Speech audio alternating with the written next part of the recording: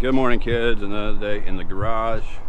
Customer hit me up and wanted me to do a bumper on his 10 Tacoma. So, what? I wanted to do an ARB and a winch and stuff.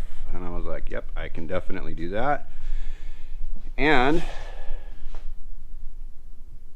kind of like funny the way my life goes. So, mostly, the biggest part of stress for me about this job was pulling off the plastic fascia. That's just not something I typically work on. I was like kind of stressed out about pulling the fascia off of this thing because I don't want to scratch it, and I don't really want to deal with the bumper skin laying around or any of that stuff here. But customer removed it for me,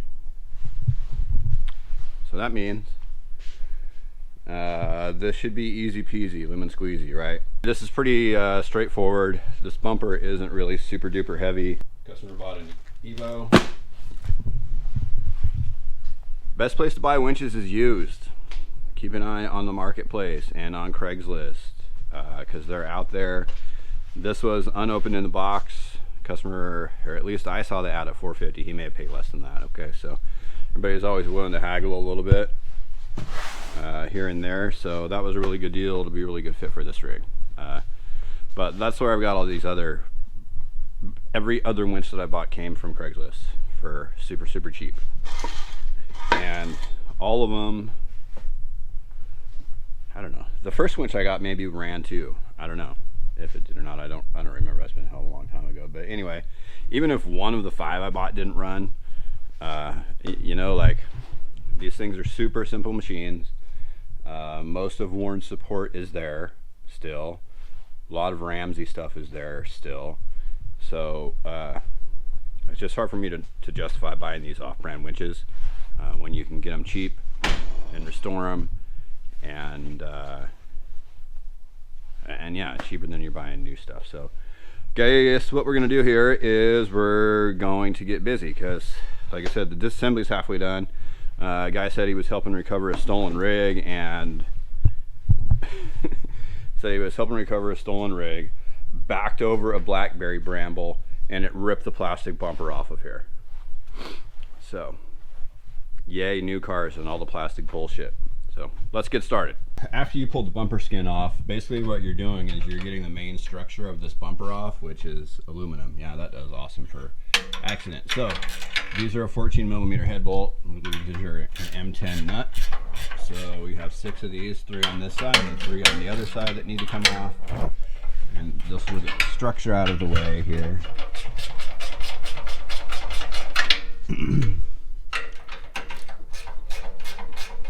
And then when we start going back with the ARB, it adds some structure to this. Because obviously, right, first and foremost, this is aluminum. So it's not like you're really doing anything in an accident. That's why these vehicles get totaled when you parking lot crash them.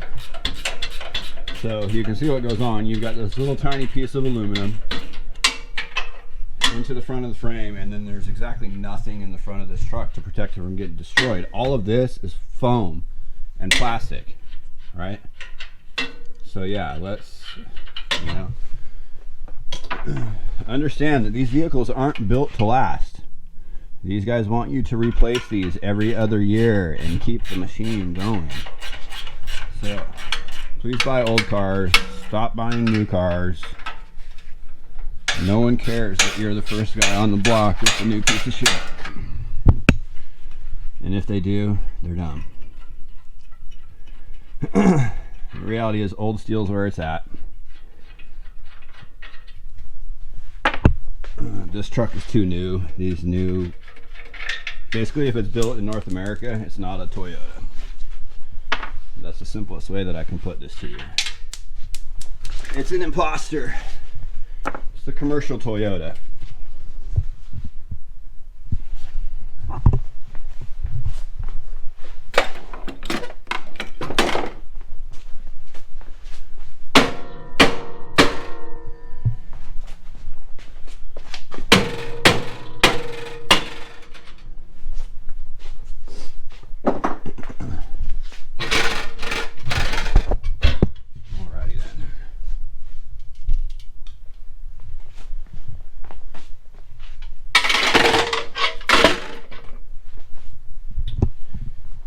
Okay, so with that out of the way,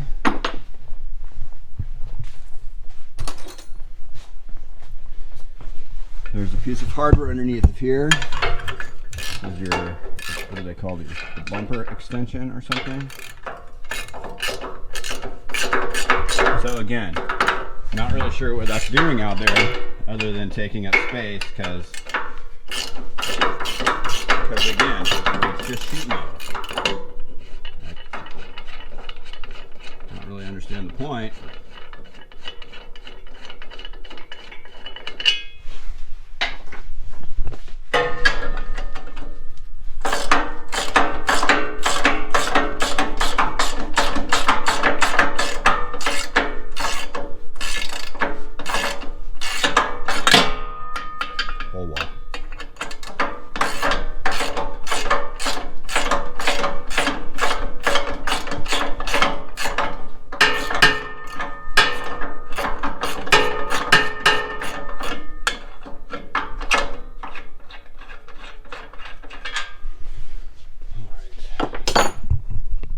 Next step, take these, throw them away.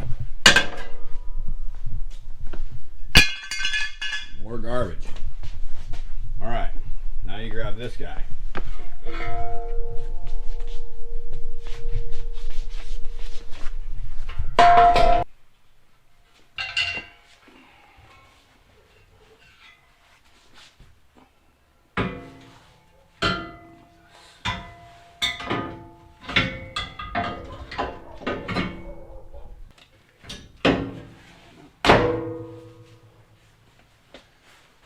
Okay.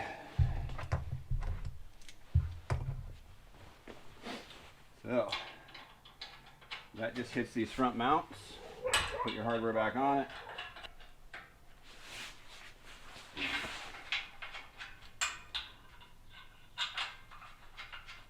Okay, so you get the 6 forward fastener nuts back on. These go in the lower housing where that bumper extension thing was.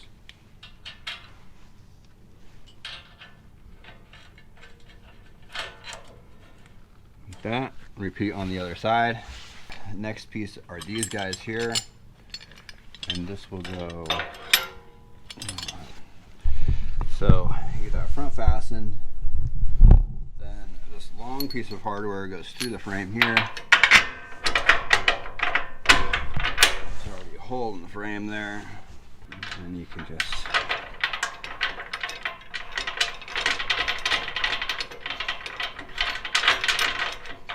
shoot the frame there. All right, a little bit of a backtrack here. So this guy, I can't be able to see this very good. This piece of hardware goes through here. This guy lives underneath there like this, and it would be like this on that side. So that fastener's up in there, which means this guy's in the way if you put it on first, so you want to get that guy up in there first, and then you can hang those other wires. So I'm going to go ahead and fix this other side up, and we'll be back.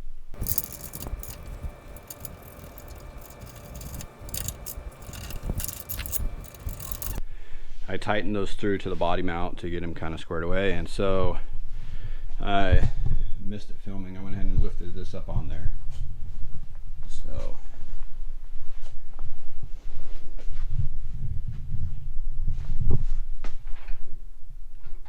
yeah, like I said, it's just sort of barely on there right now. I'm just holding it up, and I'm going to go ahead and try to lift the winch into the hole and see if I can. I'd kind of like to see if I can do that without putting it in the bumper first, because it was already pretty heavy, and I probably can't pull off of that PVC. I won't be able to crane off that pipe, so let's see if I can mock this up in here by myself, and then we'll go from there. Okay then, so customer got a shiny new winch, and if you've never mounted a winch before, what goes on is you have these little square nuts, and they slip inside of the feet like this. That way you've got a captured nut and you don't have to worry about it spinning. So you want to go ahead and put the nuts in the holes. These are square holes, obviously, so they don't spin. And then the other thing while we're here is ARB, as far as I know, 100% of the time uses what's called a foot forward mount. And what that is the winch goes in the car like that, and the feet are mounted what would be forward versus foot down.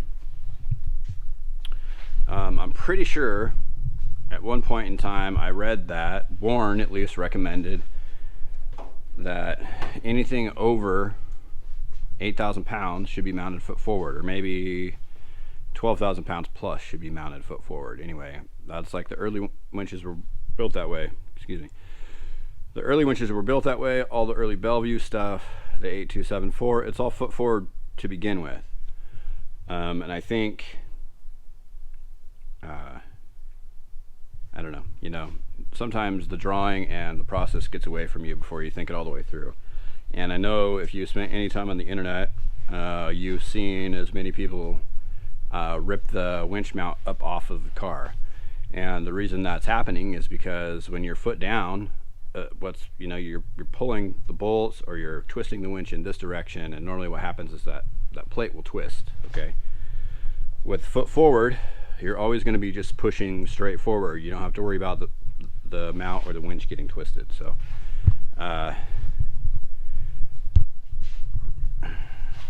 anyway, I personally like the foot forward better. I think it makes sense.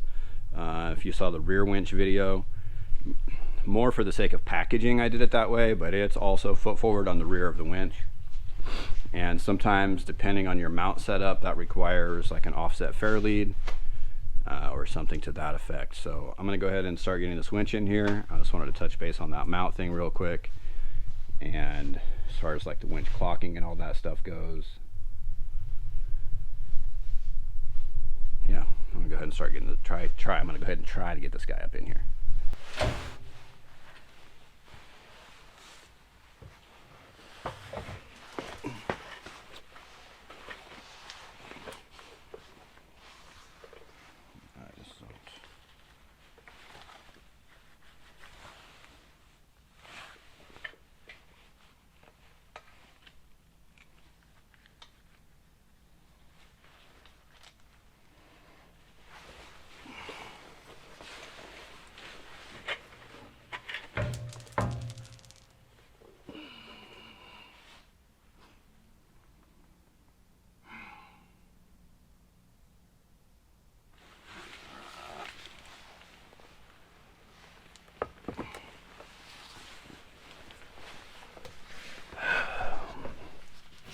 Alright, I'm not going to really try to hurt myself doing that. So,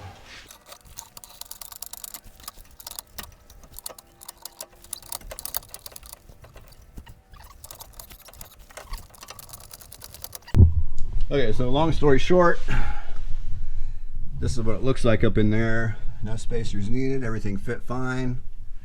And then I will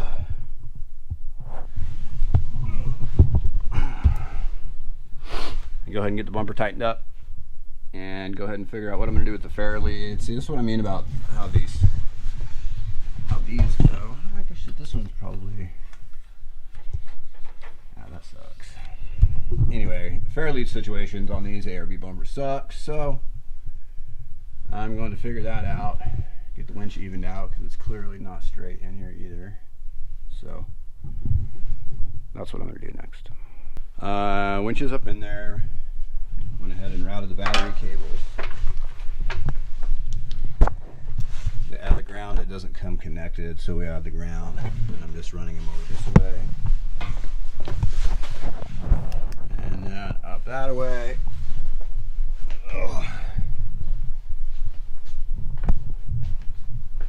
And then just through the headlight hole right here. We'll get them hooked up to the battery here shortly. And what angles? So we're going to be swapping his rope, but basically to the point now where I need to finish tightening up the hardware, and then I need to hook up these bumper lights for any contact the guy and see what he wants to do with that. Yeah, and then that's pretty much that. Once we get the lights and everything hooked up, I'll get everything tightened up, and then I will put the new rope on. That's what we're gonna do. So, alrighty. Mention while we're here real quick is this piece of hardware that goes through the frame right here. There's no tube or shoulder or anything on that, so basically what you're doing is you're just going to run that down and snug it down, otherwise you will crush the frame right there. So don't go crazy on that bolt. You saw the winch go in, and in the interim, like I said, there's not really much to show when like doing the wiring on this stuff, but I did go ahead and got all the lighting wired up. So this is your marker, blinker, fog light. The winch is hooked up and running, but because the way ARB does these bumpers and then refuses to just make it obvious what's going on, we have to get the other fair lead in here, the offset fair lead like I did on the rear winch. So the customer is going to get that. In the interim, I'm going to get the rope dealt with. Customer also decided to bring the lights over here, so I'm going to go ahead and play with the lights. But let me just show you those markers and everything here real quick.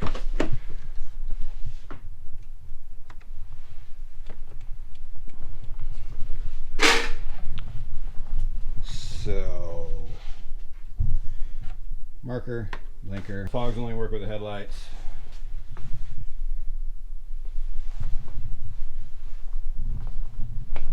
So all that aspect of this job is done now.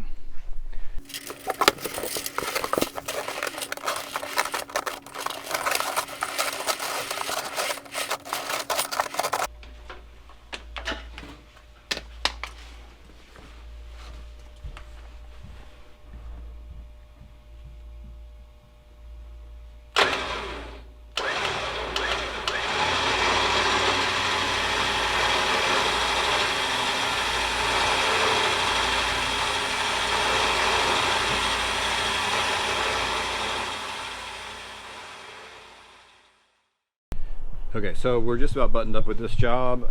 Customer decided to bring these lights. Went ahead and wired those up.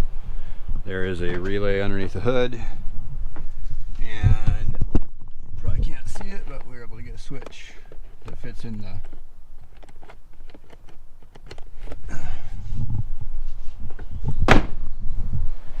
local shop. Mike's Custom Toys had one that fit in the knockout, so keep it clean. And now that I'm basically done with that, I'm going to take it around back and pre-tension the rope. So you've seen that before. I will probably just do probably just time lapse it, but anyway, it's got to be done when you got new rope. So here we go.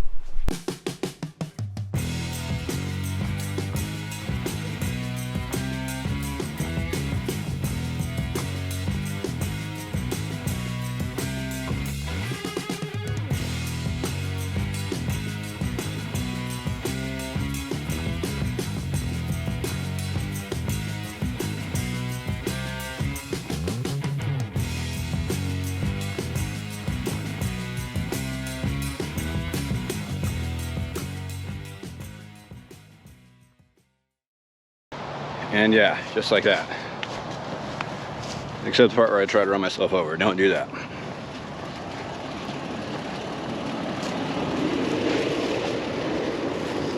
Yeah. Thought for a second we were going to test the durability of that ARB bumper. Josh your mouth. So anyway, that's how we do a rope tension. And install an ARB bumper and some lights. So again, I didn't show you guys wiring because it's just kind of monotonous. It's just like connect the dots. I don't want to be terribly liable for you burning your shit down either. So if you're in automotive, I recommend that you learn electrical, very basic electrical. If you don't know electrical, you can look up the basics online. You can hit up your local community college and take basic courses and stuff like that to kind of get you up to par on like how electricity works and things like that. But kind of like I tell everybody, I meet a lot of people doing this, obviously, who, you know, are like builders, or they work on their own stuff, but just won't touch electrical. And everybody's afraid of diagrams. And mind you, like, I've been doing this for a while, there are some seriously bad diagrams out there, and that can make your job suck.